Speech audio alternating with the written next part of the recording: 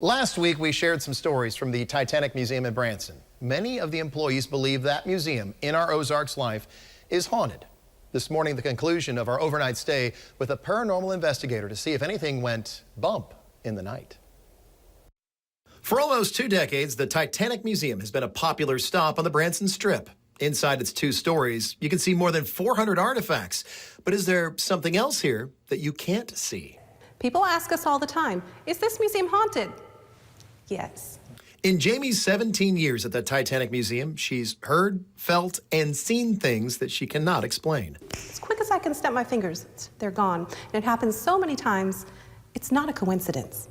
Jamie believes these spirits are tied to the artifacts. There are some items here that were found either floating or taken from bodies that were pulled from the Atlantic Ocean. Somebody that's passed, they're still in love. They still want that ring. They yearn to keep that as part of them. That's how they self-identify.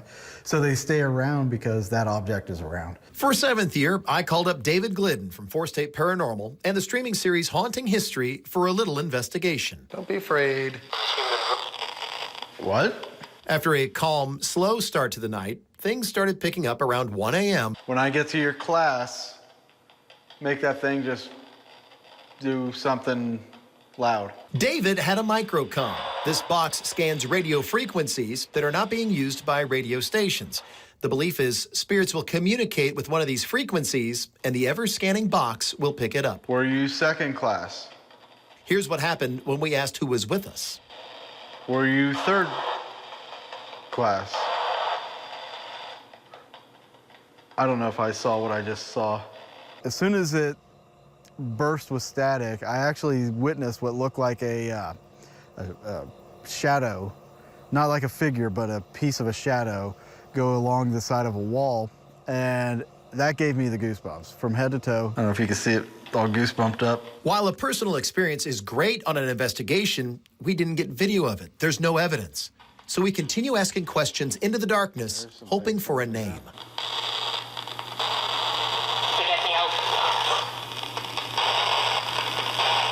Danielle, or? Yeah, that's what I heard was a Danielle. No? No. What is your name? That was the same voice, too. After a bit, we got an answer. Annie? Annie. A few days later, we listened to the clips again. Instead of Danielle, do you hear "they can't help"? Here it is twice. Then the voice seems upset that we didn't understand it. Yeah, that's what I heard was a Danielle. No? No. And finally, what name do you hear? Annie or Eddie?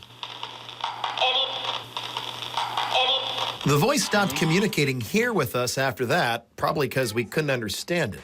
So we moved upstairs by the replica lifeboat. It's something a lucky few clung to on that fateful night. Here we got the same voice from earlier in the night, and there's no doubt on this answer. How many of you are here? 8.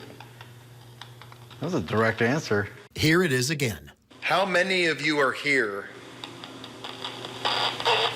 Before we knew it, our time was up at the Titanic Museum. I don't want people to be afraid, afraid of things. I think that, they're for the most part just want to know, hey, we're here. We're still around. The Branson Titanic Museum is open daily, 9 to 7. You can rent out that museum also for weddings, birthday parties, and other special events. And they're always switching around the artifacts and displays to keep that experience fresh. Part 1 of our series can be found at ky3.com. We also, in that story, have a link to David's website and streaming channel.